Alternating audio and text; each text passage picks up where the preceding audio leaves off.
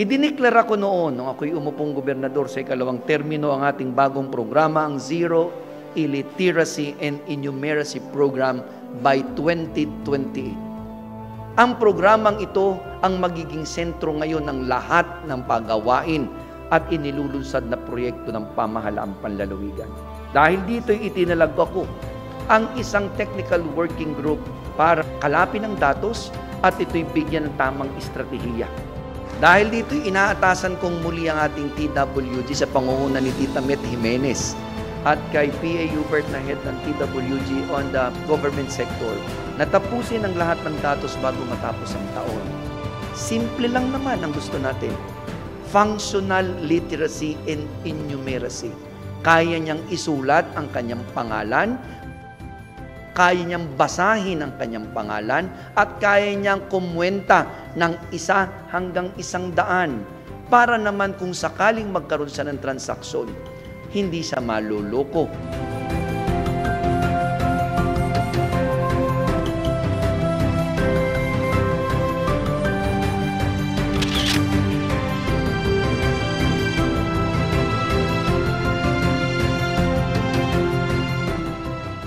Ang pagkatutong bumasa, sumulat, at magbilang ang isa sa pinakahihintay ng ating mga kapatid na katutubong mangyan.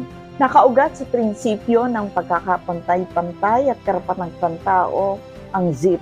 Magkaisa po tayo sa panawagan ng Ama ng ating lalawigan at pagtulong-tulungan natin at pagmalasakitan ang misyong ito.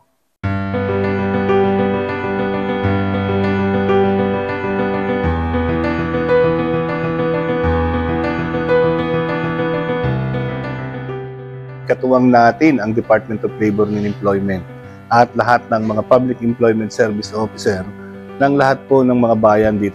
Po yung nag-hire, pumili ng mga magtuturo, papasweldohin po sila ng Department of Labor and Employment o parang honorarium kung kuha natin. Sila po ang magiging mga tagapagturo o magiging interns. Sila po ay dineploy din natin sa iba't ibang mga opisina, sa mga LGUs na pinangangasiwaan ng ating mga person managers upang silang admin. Lubos po akong nagpapasalamat sa usaping edukasyon. Ito na talaga ang susi ng tagumpay na kung saan ang kaalaman ay hindi talaga mananakaw kailanman. May isa po tayong estudyante, napakasimple po ng kanyang pangarap. Sumali siya para siya po ay makakanta at makapag-video okay, para daw mabasa niya yung mga nakasulat sa screens. May mga problema po tayong kakasalamuha, tulad na lang po ng may mga gustong sumali sa programa, ngunit malabo na po yung mata, lalap na po sila, kaya po yun po yung mga hindrance nila. Nagpapasalamat po kami at kami dinatnan pa ng gayong mga programa para sa matatanda.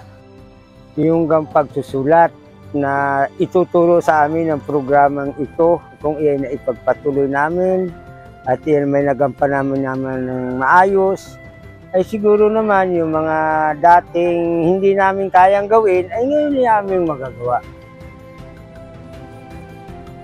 Ako po ay nananawagan sa itong tribong mga mangyan. Huwag po nating sayangin ang ganitong pagkakataon at angkin po natin na ang programang ito ay sa atin po ito. Sa pagkipagtulungan po natin sa mga kaukulang pangailangan ng mga dokumento, tayo po ay kikilos at gagawin po natin na hindi sa salita lang, kundi sa pagkipagtulungan natin sa ating mga kaukulang nagpapatupad ng mga programang ito.